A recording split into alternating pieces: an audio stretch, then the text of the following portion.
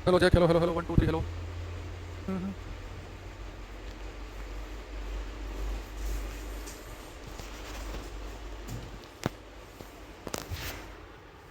Class start हो गई भाई सभी की, बताना एक बार मुझे। उस तक मैं एक चीज़ आपके लिए ढूंढ रहा था।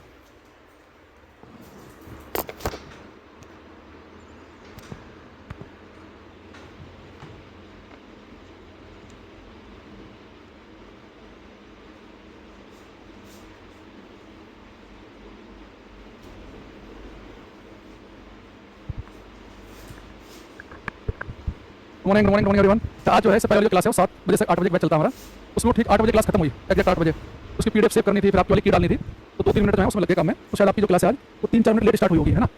तो क्वेश्चन करा था बच्चों को मैं, भावुक हो गए। तो मैंने देखा लास्ट 8 बजे क्लास खत्म हुई उनकी। कुछ बच्चे उस बैच इस बैच के भी हैं उसमें, तो उन्हें पता ही होगा। तो 8 बजे क्लास खत्म करते हैं हम, जस्ट आपके सामने आ गए। तो एक बार हम अर्जुन यादव जी कह रहे हैं क्लास नहीं चल रही, चल गई होगी। उदयवीर, अग्निवेश, राजकिशोर शर्मा जी, रिंकू गुप्ता, शुभम, अभिषेक रॉय, प्रियांशु। पाकिस्तान हरा हुआ कप ले गया। अच्छा हाँ, कुछ मैंने कल एक तो यार मैच कल देखा, एक तो लग रहा था कि हार्ट अटैक ना आ जाए। बीच में आपको पता ही बड़ा मामला जो है नर्वस हो गया था, और इतना दिमाग खराब हो गया कि एक बार को तो लगा कि कोई सांस वांस ना रुक जाए। तो ये बड़ा सोचो, जो मैच खेल रहे हैं वहाँ पे, उनका जिगरा हमें समझना चाहिए। आप में बहुत सारे लोग ऐसे होंगे जो मैच सीरियसली देखता हूँ, बात कर रहा हूँ, जो ऐसे देखते हो कि जनरली उनकी वो फील नहीं कर पाएंगे उस चीज़ को। तो मैं तो भाई बहुत नर्वस, मैं शायद 7 या 8 साल की उम्र से मैच देख रहा हूँ मैंने। मतलब कब से देख रहा हूँ, 96 97 से। और अब तो खैर उतना इमोशनली करेक्ट नहीं है जितना होते थे जब सचिन सहवाग खेलते थे, क्योंकि हम उनके साथ बड़े हुए थे ना उनको देखते हुए। तो खैर मजा आ गया कल जो लास्ट में बढ़ने लगा। फिर सोया भी लेट होगी, थोड़ी देर तक वो एक्स्ट्रा इनिंग वगैरह देखता रहा मैं। लेकिन शायद कुछ कंट्रोवर्सी बाद में सो गया था मैं, क्योंकि मेरी क्लास होती है सुबह 7 बजे 6 बजे उठना पड़ता है। कि शायद वो इंडियन टीम ने वो ट्रॉफी नहीं लिया और शायद वो पाकिस्तान के ही ले गए वापस, क्या हुआ कुछ तो मैंने अभी उसके बारे में मुझे पूरा पता नहीं है। लेकिन मैच बढ़िया हुआ, जैसे इंडिया पाकिस्तान के मैच पहले देखा करते थे वैसा हुआ। और नर्व को कैसे कंट्रोल करके टीम जीती, हमें अप्रिशिएट करना चाहिए, ठीक है। चलो, मशरक से राम राम कह रहे हैं रवि कुमार। ये बताइए आप किस खिलाड़ी के फैन है। देखो हमारे साथ भारत में क्या है, हम किसी इंडिविजुअल के फैन होते हैं। मैं टीम का फैन हूँ, इंडियन टीम का। खिलाड़ी वाली सब बढ़िया है, जो अच्छा खेले, सब जो वहाँ तक पहुंचे हैं। इवन के बार लोग आकाश चोपड़ा को ट्रोल कर देते हैं। आकाश चोपड़ा भले इंटरनेशनल क्रिकेट में ना चलाओ, पर वहाँ तक पहुंचने से पहले तो कितना क्रिकेट खेला होगा ना वो। और ठीक है, तो जो वहाँ तक पहुंचा बढ़िया ही होता है वो। चलो आज के लिए हम शुरू करते हैं। देखो अब हम सब लिखेंगे यहाँ पे एक स्प्रिंग टाइप का मैंने स्ट्रक्चर आपके सामने बनाया, और इसे हम करंट पास करा देंगे। तो ये क्या लगेगा हमारा करंट कैरिंग सोलिनॉइड। और लिखेंगे हम हेड डालेंगे, ये ले लेते हैं मैग्नेटिक फील्ड। तो मैच के चक्कर में भाई एक लेट सोने से ना मेरा जो शरीर है, मैं तो कल कह रहा था अच्छा हुआ खत्म हुआ, इस चक्कर में किसी किसी दिन बहुत लेट तक जागना पड़ रहा है। 12:30 तक मैच खत्म हो रहा है, फिर आधा पौन घंटा वैसे ट्रोलिंग तो देखते मजा भी आता है ना, पाकिस्तानी को जो लपेटते हैं हमारे वाले ट्रोल करते हैं।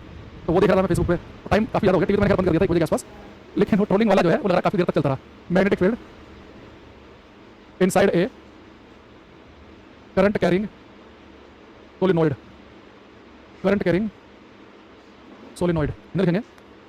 किसी किसी धारावाही परिनालिका, किसी धारावाही परिनालिका, किसी धारावाही परिनालिका के अंदर चुंबकीय क्षेत्र। बेटा समझो कि सोलिनॉइड ये परिनालिका क्या होती है, ठीक है ठीक है। जैसे हमने आपके सामने जो स्प्रिंग टाइप का जो स्ट्रक्चर बनाया है, इस स्ट्रक्चर को कहते हैं सोलिनॉइड परिनालिका। आप क्या करो, एक गत्ता ले लो, जैसे ना कुछ ऐसे करो, जैसे क्या बोलूँ मैं, कुछ है क्या अपने पास, जैसे ये देखो, जैसे आपकी बुक जो है इस पर जो काम चल रहा है, इसका फाइनल वर्जन मेरे पास में आ गया। एक बार मुझे और चेक करना है।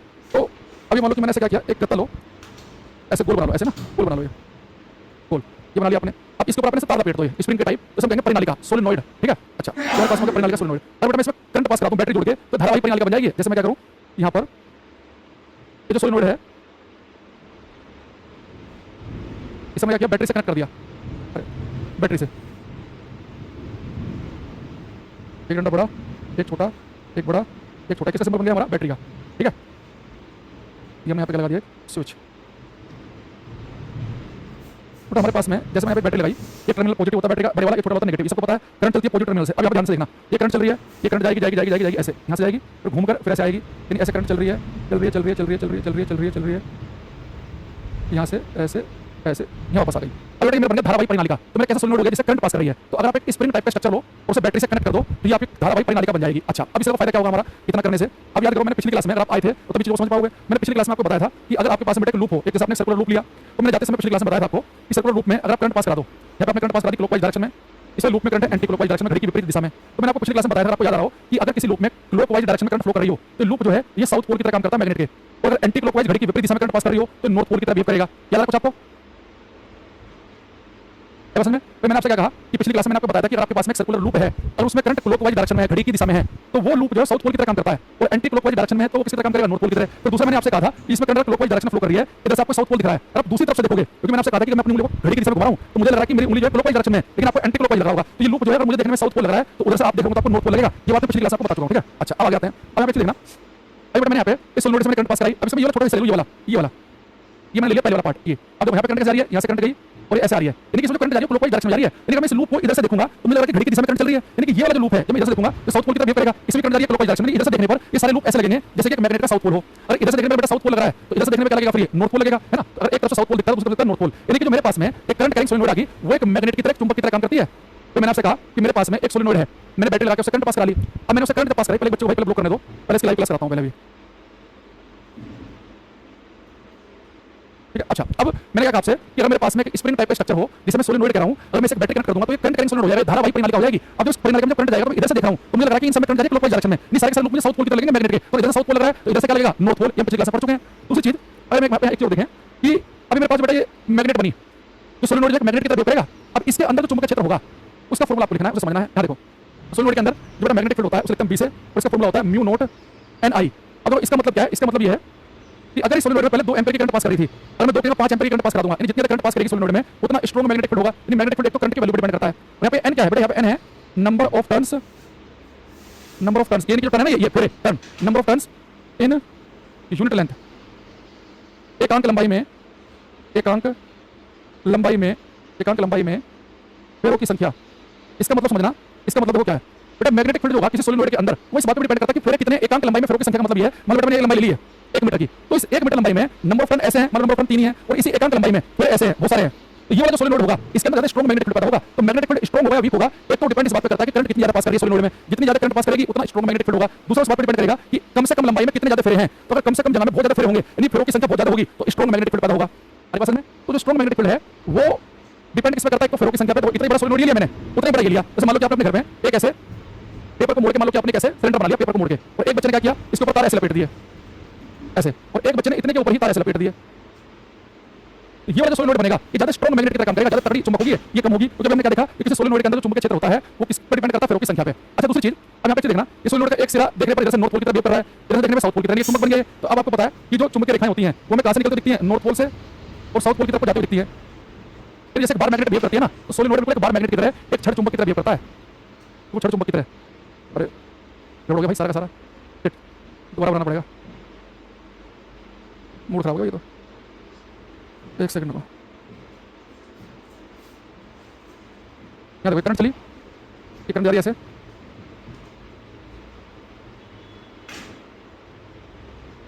ठीक। तो एक सिरा इधर से देखना, अगर क्लॉकवाइज डायरेक्शन में करंट जा रही है, इधर से देखना ना सभी को, ये करंट जा रही है ऐसे घड़ी की दिशा में क्लॉकवाइज, तो क्लॉकवाइज डायरेक्शन में करंट जा रही है, करंट जा रही है क्लॉकवाइज डायरेक्शन में, तो ये वाला सिरा साउथ पोल की तरफ बिहेव करेगा, इधर से साउथ पोल दिखेगा तो उधर से नॉर्थ दिखेगा। अगर मैं यहाँ पर काम करूँ, यानी कि मैग्नेटिक फील्ड लाइन जो होती है चुंबकीय रेखाएं वो नॉर्थ पोल से बाहर की तरफ निकलती दिखती हैं, यानी कोई बार मैग्नेट छड़ चुंबक की तरफ बिहेव करेगा, ये नॉर्थ पोल से निकल रही है और साउथ पोल की तरफ को जा रही है। तो अंदर तो आपको पता ही है बिल्कुल सीधे सीधे चलेंगे साउथ से नॉर्थ की तरफ को, ठीक। वैसे एक बार मैग्नेट बिहेव करता है बिल्कुल वैसे बिहेव कर रहा है। अच्छा दूसरी चीज जो इससे इंपॉर्टेंट लाइन है ध्यान रखना भी, अगर बेटा मैं सोलेनोइड के अंदर सॉफ्ट आयरन रख दूं, यानी कि नरम लोहा, नरम लोहा, तो नरम लोहा जो है वो एक टेम्परेरी मैग्नेट बनेगा। टेम्परेरी मैग्नेट का मतलब ये होता है कि जब तक करंट होगी सोलेनोइड में तो मैग्नेट की तरफ बिहेव करेगा, और जैसे वो करंट बंद कर दोगे तो वो चुंबक उसका खत्म हो जाएगा, यानी कि टेम्परेरी मैग्नेट बनेगी, अस्थायी चुंबक। तो मैं पूछा कि सोलेनोइड के अंदर नरम लोहा रखने से कौन सी चुंबक बनती है, अस्थायी चुंबक, टेम्परेरी मैग्नेट, इसे इलेक्ट्रोमैग्नेट भी कहते हैं। जब तक इलेक्ट्रिसिटी है तभी तक ये मैग्नेट है, इलेक्ट्रोमैग्नेट यानी कि वैद्युत चुंबक।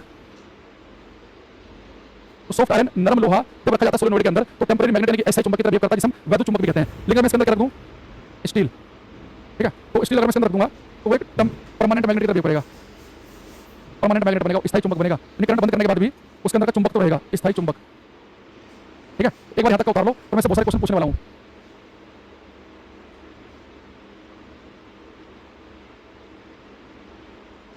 हाँ, परमानेंट मैग्नेट के लिए स्टील का कोबाल्ट निकल भी सकते हैं, बिल्कुल ठीक कह रहे हैं। स्टील रख लो, कोबाल्ट निकल, ये परमानेंट मैग्नेट बनाएगा। एक बच्चा कह रहा है कि 10th क्लास में हाँ उन्होंने कॉपर तार लपेट के मैग्नेट बनाया था, बिल्कुल बना सकते हैं। जैसे कि आप क्या करो, ये आपने जैसे मैंने कहा ना कि एक कागज लपेट कैसे उसके ऊपर तांबे का तार लपेट दो और उसे बैटरी से कनेक्ट कर दो, तो वो करंट कैरिंग सोलेनोइड बन गई है, यानी कि चुंबक की तरह बिहेव करेगी, जैसे छड़ चुंबक बिहेव करती है। उसका एक सिरा जो होगा वो साउथ पोल की तरफ बिहेव करेगा, एक सिरा नॉर्थ पोल की तरफ। एकदम नरम लोहे की छड़ रख देंगे तो नरम लोहे की छड़ जो है एक इलेक्ट्रोमैग्नेट बन जाएगी, यानी कि अस्थायी चुंबक। स्टील कोबाल्ट निकाल रखेंगे तो बनेगी स्थायी चुंबक, ठीक है। चलो अब इसमें कुछ क्वेश्चन वन बाय वन आपसे पूछ रहा हूँ, इनका आपको आंसर देना है गोली की रफ्तार से। उससे पहले आसान से पूछते हैं, ये क्वेश्चन आपके सामने, ये शायद आपको दिख नहीं रहा होगा तो मैं थोड़ा सा बना देता हूँ। ये एक सेकंड रुक जाएंगे, पहले से डायग्राम को कंप्लीट कर लेते हैं।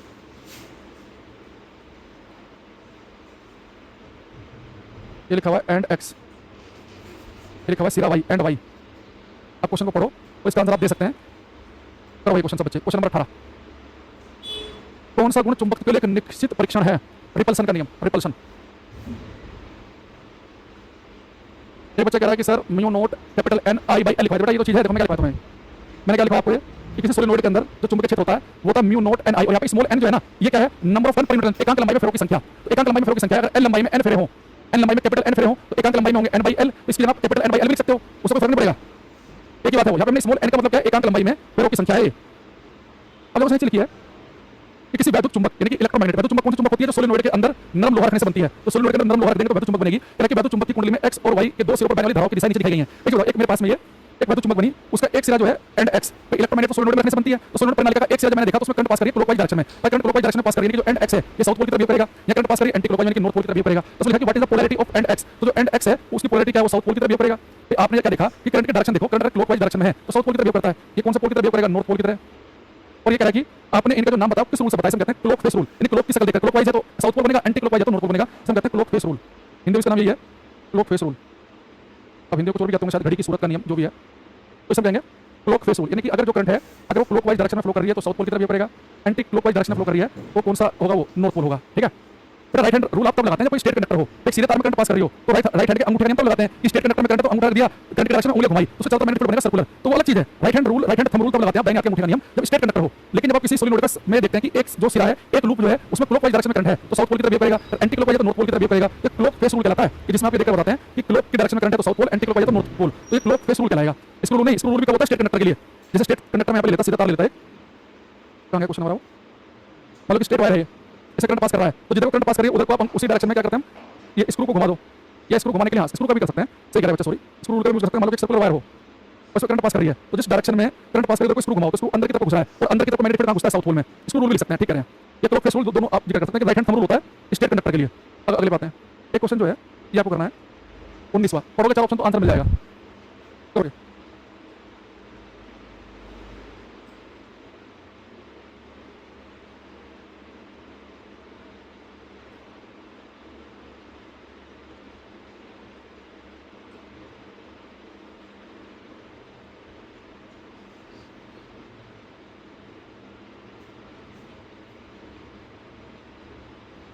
प्रमोद निषाद तुम्हें कम सुनाई देता है क्या? पता था कि कौन सा गुण जो चुंबक के लिए निश्चित परीक्षण बताया था? रिपल्सन का नियम, रिपल्सन यानी कि प्रतिकर्षण। देखो अगर कोई चीज चुंबक है या नहीं है, आपने 10th क्लास में पढ़ा होगा, ये 2 नंबर का आता है 10th क्लास में कि कोई चीज चुंबक है कि नहीं है, उसके लिए आपको ये देखना पड़ेगा कि प्रतिकर्षण का नियम। भाई लोहा भी तो चिपक जाता है, लोहा भी तो आकर्षण पैदा करता है, अब लोहा है कि चुंबक है वो प्रतिकर्षण कर दो चीज लेके आएंगे, वो रिपेल कर रही है दूसरे को, तो रिपल्सन चुंबक कर सकती है, लोहा भी अट्रैक्शन पैदा कर सकता है। यहाँ पर लिखा है इसने एक वैद्युत चुंबक के ध्रुव के बीच चुंबकीय क्षेत्र की ताकत अपरिवर्तित रहेगी। कहते हैं strength of magnetic field between the pole of an electromagnet would be unchanged if current in the electromagnetic winding were double. बेटा नंबर ऑफ वायर जो है वाइंडिंग डबल कर दोगे तो इसका मतलब कि करंट जो है सॉरी करंट डबल कर दोगे तो स्ट्रांग मैग्नेटिक फील्ड पैदा होगा, 20 बटे 2 म्यू नॉट एन आई, तो करंट ज्यादा करोगे मैग्नेटिक फील्ड ज्यादा आएगा, तो इससे तो फर्क पड़ेगा। डायरेक्शन ऑफ करंट अगर बेटा डायरेक्शन चेंज कर दोगे ना तो डायरेक्शन चेंज करने से केवल पोलैरिटी बदल जाएंगी, पर इधर साउथ पोल इधर नॉर्थ पोल दिखा था, अब इधर साउथ दिखेगा, तो स्ट्रेंथ को फर्क नहीं पड़ेगा, ऑप्शन सही है। और आप डिस्टेंस इंक्रीज कर दोगे पोल के बीच की, तो मान लो कि ये आपने डिस्टेंस इंक्रीज कर दी, पर इतनी डिस्टेंस मान लो कि 3 4 5 फेरे डिस्टेंस इंक्रीज कर दी, अभी 5 फेरे दूर दूर हो जाएंगे तो वीक मैग्नेटिक फील्ड हो जाएगा, कम से कम जगह में ज्यादा फेरे होने चाहिए, तो इससे भी स्ट्रेंथ का फर्क पड़ेगा। मेटल बदलने से फर्क पड़ेगा कि नरम लोहा है कि कौन सा लोहा है, इसका आंसर बी ऑप्शन। देखो कोई भी जो सोलेनोइड है, कोई भी जो सोलेनोइड है उससे आप करंट पास कराओगे, जितनी ज्यादा करंट पास कराओगे उतना स्ट्रांग मैग्नेटिक फील्ड बनेगा, जितने कम से कम जगह में वायर होंगे उतना बढ़िया बनेगा। लेकिन करंट की डायरेक्शन रिवर्स करने से फर्क नहीं पड़ेगा, करंट की डायरेक्शन रिवर्स करने से केवल पोलैरिटी चेंज होगी, पहले इधर साउथ नॉर्थ दिखा था, इधर नॉर्थ इधर साउथ दिख जाएगा।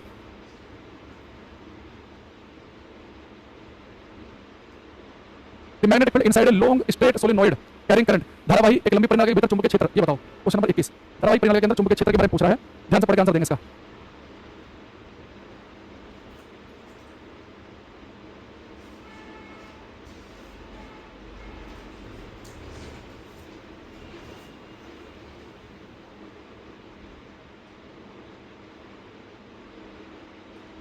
भाई अर्जुन चंद्रशेखर चौहान क्वेश्चन नंबर लिख रहे आप लोग, यू लिख रहा है क्वेश्चन नंबर लिखा करो पहले साथ में। देखो इसने लिखा है एक धारावाही प्रणाली के भीतर चुंबकीय क्षेत्र, अभी मैंने आपको बताया था कि अगर मेरे पास में एक धारावाही प्रणालिका हो जिससे करंट पास कर रही है, इस धारावाही प्रणालिका के अंदर जो चुंबकीय क्षेत्र है वो है म्यू नॉट एन आई। बेटा चुंबकीय क्षेत्र है ना ये करंट पर डिपेंड कर रहा है, कितने फेरे हैं उस पर डिपेंड कर रहा है, म्यू नॉट का मीडियम क्या है, अंदर हवा क्या है, लेकिन डिस्टेंस पर डिपेंड नहीं कर रहा, अंदर हर जगह चुंबकीय क्षेत्र एक समान होता है। भाई यहाँ पे आर लिखा है कि सिरे से दूर जाएंगे, यहाँ पे जाएंगे तो मैग्नेटिक फील्ड कम होगा बढ़ेगा, कुछ भी ऐसा कुछ लिखा ही नहीं है, इस फॉर्मूले में डिस्टेंस के लिए तो है ही नहीं, तो सेम एट ऑल पॉइंट। तो सोलेनोइड के अंदर हर बिंदु पर चुंबकीय क्षेत्र क्या रहता है? समान रहता है, तो डी करेक्ट आंसर है।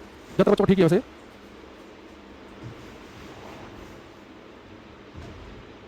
ये तुमने कर लिया है। ये the north south polarity of an electromagnet can be found, किसी वैद्युत चुंबक यानी कि इलेक्ट्रोमैग्नेट जो सोलेनोइड के अंदर बनता है नरम लोहा रखने से, के अंदर उत्तर दक्षिण ध्रुव का उपयोग आसानी से किया सकता है क्लॉक फेस रूल से। कोई भी सोलेनोइड के अंदर जब ये देखते हैं कि जो अंदर जो लोहे की छड़ रखेंगे तो नरम लोहे की छड़ रखेंगे, उसका नॉर्थ पोल होगा साउथ पोल कैसे देखते हैं हम कि करंट कैसे पास कर रही है, देखने पर इधर क्लॉकवाइज डायरेक्शन पास कर रही है यानी कि साउथ पोल बनेगा और एंटी क्लॉकवाइज में कर रही है तो नॉर्थ पोल बनेगा, तो क्लॉक फेस रूल बताता है। ठीक है क्वेश्चन नंबर 24 क्वेश्चन नंबर लिखेंगे सब बच्चे। बजरंगी प्रसाद गुप्ता, योग आदित्य कुमार, अभिषेक यादव, राजकिशोर शर्मा, अनुराग यादव, गुरु।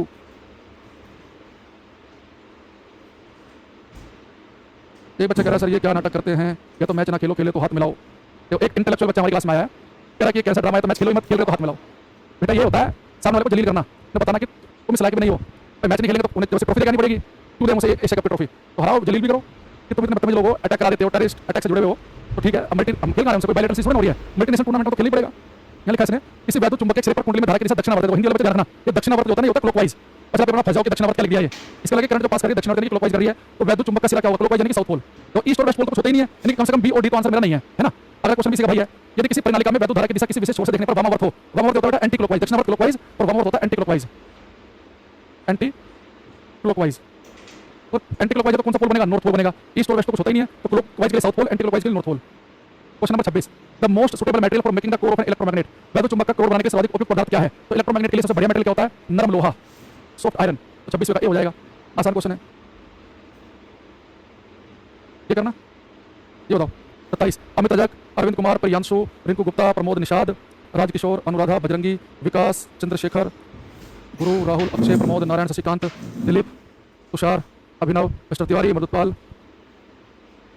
क्वेश्चन नंबर 24 पूछा था कि एंड में कौन सा पोल दिखेगा, एंड का सिरा है, एंड का सिरा। क्वेश्चन नंबर 24 है ना, ये कह रहा है कि इस वैद्युत चुंबक के एक सिरे पर कुंडली में धारा की दिशा दक्षिणावर्त क्लॉकवाइज है, तो वैद्युत चुंबक का ये सिरा कैसे होगा, the end of the electromagnet, and का सिरा, एंड का सिरा है, तो सिरा कैसे बिहेव करेगा।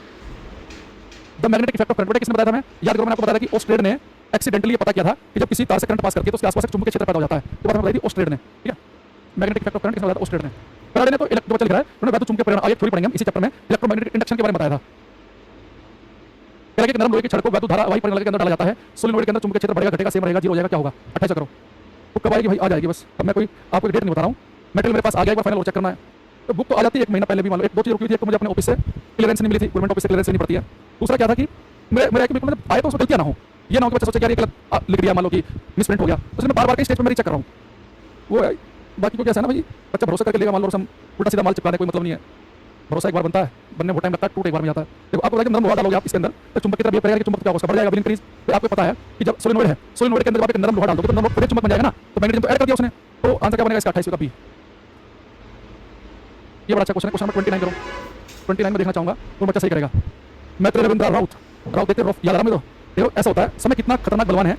अभी पिछले मैच में हारिस सराफ जो है पाकिस्तान में अच्छी बॉलिंग कर दी थी उसने, और ऐसे 6-0 का सिंबल कर दिया, तो पाकिस्तान की आवाम तो दिमाग से पैदा ही खुश हो गई उतने में, तो हीरो बना दिया कि मैच भले हार गए लेकिन राफ ने मजा बांध दिया, 6-0 कर दिया, ये कर दिया, वो कर दिया, ऐसे कर दिया, वैसे कर दिया। अब उसे गाली दे रहे हैं कि तो रुका एजेंट है, हर बार हरा देता है, ठीक है।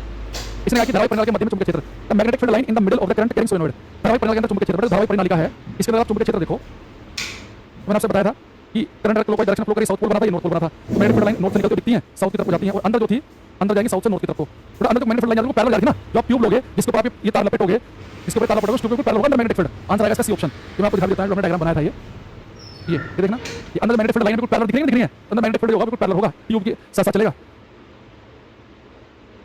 क्वेश्चन नंबर 30 करो, अनुराधा, राजकिशोर, अभिषेक करते रहो। इसने कहा कि करंट ले जाने वाले गोलाकार तार का अगला भाग उत्तरी ध्रुव की तरफ बिहेव करता है, वृत्ताकार के तार के इस फलक में धारा कैसे बहेगी। अभी तक हमारे से क्या पूछा था कि करंट क्लॉकवाइज है तो कौन सा पोल बनेगा, एंटी क्लॉकवाइज है तो कौन सा पोल बनेगा। इस बार कह रहा है कि अगर आपने कोई एक लूप देखा और आपको नॉर्थ पोल की तरह लग रहा है, ये कह रहा है कि आपने एक गोलाकार तार का अगला भाग देखा, वो नॉर्थ पोल की तरह लग रहा है, तो करंट कैसे फ्लो करी होगी, एंटी क्लॉकवाइज डायरेक्शन में, आंसर आएगा इसका सी ऑप्शन, ठीक है। तो ये मेरे पास में कुछ क्वेश्चन जो पेजों से क्लास कर रहे थे, उन जुड़े कुछ क्वेश्चन थे हमारे पास में, ये एक आध क्वेश्चन जो अभी तक हमने पढ़ाया उससे, और हाँ एक क्वेश्चन ये भी कर सकते हैं आप। क्वेश्चन नंबर 17 करना, कह रहा है कि for the coil in the diagram below when the switch is pressed, क्या जब स्विच प्रेस किया जाएगा, स्विच प्रेस का मतलब है कि आप सर्किट आपने कंप्लीट कर दिया, तो स्विच प्रेस करते ही सर्किट कंप्लीट हो गया, करंट पास करेगी, अभी करंट पास कर रही है, ठीक है, अभी करंट पास कर रही है। तो कह रहा है कि what is the polarity of end A, तो एंड ए की पोलैरिटी क्या होगी, नॉर्थ पोल की तरफ करेगा, साउथ की तरफ, देखो यहां से करंट चली और करंट कैसे पास कर रही है, यहां से देखेंगे आप, ये करंट कैसे पास कर रही है बेटा, क्लॉकवाइज डायरेक्शन में, करंट पास कर रही है क्लॉकवाइज डायरेक्शन में, यानी कौन सा पोल बनेगा ये, आप कहोगे सर ये बनेगा साउथ पोल, क्लॉकवाइज डायरेक्शन में करंट तो साउथ पोल बनेगा। अब अगले में क्या बोला इसने कि विच वे विल द कंपास पॉइंट, तो कंपास भाई इधर से देखने में साउथ पोल दिख रहा है, इधर से देखने में साउथ पोल बन रहा है, इधर से बनेगा नॉर्थ पोल, अभी नॉर्थ पोल है, और ये जो क्या है, ये क्या बन रहा है, यहाँ लिखा है इसने, ये जो कंपास का ये कौन सा पोल है, नॉर्थ पोल, अभी नॉर्थ तो दूर भागेंगे, रिपेल करेंगे, प्रतिकर्षित करेंगे तो दूर की तरफ हो जाएगा, यानी कि अवे दूर भागेगा, तो which way the compass point then away, दूर भागेगी, ठीक है, अवे फ्रॉम पॉइंट बी से आपको जो कंपास का पॉइंट है दूर भागते दिखाई देगा, ठीक है।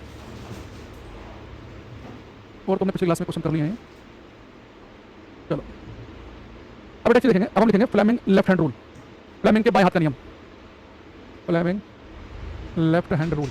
बेटा ध्यान समझना, एक मैंने आपको पहले बताया दाएं हाथ के अंगूठे का नियम, अंगूठा है, तो दाएं हाथ के अंगूठे का नियम आए तो हमें क्या बताता है कि करंट की डायरेक्शन में अंगूठा करो तब तो मैग्नेटिक फील्ड होगा तार के सर्कुलर। तो दाएं हाथ के अंगूठे का जो नियम है वो आपको सीधे तार के आसपास चुंबकीय क्षेत्र कैसा होगा उसके बारे में बताता है। अब हम पढ़ेंगे फ्लेमिंग का, फ्लेमिंग शब्द आ जाए, फ्लेमिंग के बाएं हाथ का नियम, फ्लेमिंग के बाएं हाथ का नियम। सबसे पहले समझो कि फ्लेमिंग के बाएं हाथ का नियम यूज कब करते हैं, इसका यूज क्या है। तो फ्लेमिंग साहब ने हमारे से बताया कि अगर कोई तार जिसके अंदर करंट है, कोई चालक कोई कंडक्टर के अंदर करंट है, तो उसे चुंबकीय क्षेत्र में मैग्नेटिक फील्ड में रखेंगे तो उसे फोर्स किस दिशा में लगेगा। ये आपको पता है कि किसी तार में करंट होती है उसे मैग्नेटिक फील्ड में रखते हैं तो क्या फोर्स लगता है, IBL sin थीटा लगता है। लेकिन फोर्स की डायरेक्शन, हालांकि हम फोर्स की डायरेक्शन जो है वो फ्लेमिंग के लेफ्ट हैंड रूल का यूज नहीं कर रहे थे, हमने तो क्लास में अलग तरीका ढूंढा कि अगर किसी तार में करंट है तो उसमें फोर्स किधर को लगेगा। तो मेरा तरीका क्या था, इस वाले से IL vector cross B vector. तो मैंने तो आपको वेक्टर वाले तरीके से बताया था कि जिधर को करंट पास करो तो उंगलियां रख दो और हथेली करो मैग्नेटिक फील्ड की डायरेक्शन में, तो अंगूठा फोर्स बता देगा। तो हम तो अपनी क्लास में हमेशा ये वेक्टर वाला तरीका ही अपनाएंगे। लेकिन दिक्कत क्या है कि तरीका 10वीं क्लास तक पढ़ाया नहीं जाता। तो पेपर में अगर आपसे पूछे कि एक तार में करंट है तो इस तार को चुंबकीय क्षेत्र में रखेंगे मैग्नेटिक फील्ड में तो फोर्स किधर को लगेगा, ये बात हम किसे निकालते हैं बताएंगे, ये बात हम पता करते हैं फ्लेमिंग के लेफ्ट हैंड रूल से। तो फ्लेमिंग के लेफ्ट हैंड रूल कब यूज किया जाता है, तार में अगर धारा है, करंट है, चुंबकीय क्षेत्र में रखने पर फोर्स किधर को लगेगा। ये कैसे यूज होगा बताऊंगा, पहले इसका यूज लिखो। इसका यूज है to find the direction of force on a current carrying conductor, find the direction, to find the direction of force on a current carrying conductor which is placed in a magnetic field. Hindi में लिखेंगे किसी, इसका use क्या है, किसी चुंबकीय क्षेत्र में रखे, किसी चुंबकीय क्षेत्र में रखे धारावाही चालक पर लगने वाले बल की दिशा ज्ञात करने में, बल की दिशा ज्ञात करने में। तो बेटा इसका हम काम क्या यूज है, इसका किसी चुंबकीय क्षेत्र में रखे धारावाही चालक पर लगने वाले बल की दिशा ज्ञात करना, to find the direction of force on a current carrying conductor which is placed in a magnetic field. ठीक है, अच्छा तो ये कैसे यूज करते हैं, हमने तो हालांकि इसका यूज किया, इससे भी वही आंसर आएगा, वही आएगा। मैं एक एग्जांपल लेकर बताऊंगा आपको। पहले इसका बाएं हाथ को बना लेते हैं फ्लेमिंग के।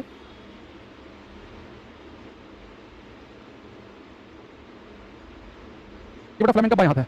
फ्लेमिंग ने कहा कि भैया छोटे बच्चों के लिए, उसने कहा कि फ्लेमिंग साहब ने ये नहीं बताया मैं कि IBL sin थीटा को F vector equal to IL vector cross B vector लिख लो, इससे बड़ा आसान है कि दाएं हाथ यूज करो कि करंट की डायरेक्शन में उंगली हथेली करो चुंबकीय क्षेत्र की दिशा में अंगूठा फोर्स बताएगा। उन्होंने अलग तरीका बताया, उन्होंने कहा कि आप अपने बाएं हाथ की तीनों उंगलियों को ऐसे फैलाओ कि तीनों उंगलियां एक दूसरे के परपेंडिकुलर लंबवत हो। 90 डिग्री का एंगल बना रहा हूं, आपस में देखो इन दोनों के बीच में कितना एंगल है, 90 डिग्री, इनके बीच में कितना है 90 डिग्री। और मैं अंगूठा काट के यहां लगा दूं तो अंगूठे के बीच में कितना है 90 डिग्री। ये तीनों उंगलियां एक दूसरे के लंबवत रखो परपेंडिकुलर। अब उन्होंने कहा अब तीनों उंगलियों को करो परपेंडिकुलर, फिर क्या करो, ये जो बीच वाली उंगली है ये उधर को करो जिधर को करंट फ्लो कर रही हो, इसे रखो करंट की डायरेक्शन में। जो बीच वाली उंगली से करंट की डायरेक्शन में रखेंगे, ये जो तर्जनी उंगली है ये वाली फोर फिंगर, इसे रखो चुंबकीय क्षेत्र की दिशा में, चुंबकीय क्षेत्र एकदम B से। तो जो अंगूठा है ना ये आपको फोर्स की डायरेक्शन देगा। इन्हें याद रखना FBI, जैसे भारत की CBI है ना, ऐसा मिलेगा कि FBI है। यानी कि आपको ध्यान रखना है कि बीच वाली उंगली, जो पहली वाली उंगली है इसे चुंबकीय क्षेत्र की दिशा में रखना है, मिडिल फिंगर को करंट की डायरेक्शन में रखना है, तो अंगूठा आपको फोर्स की डायरेक्शन देगा।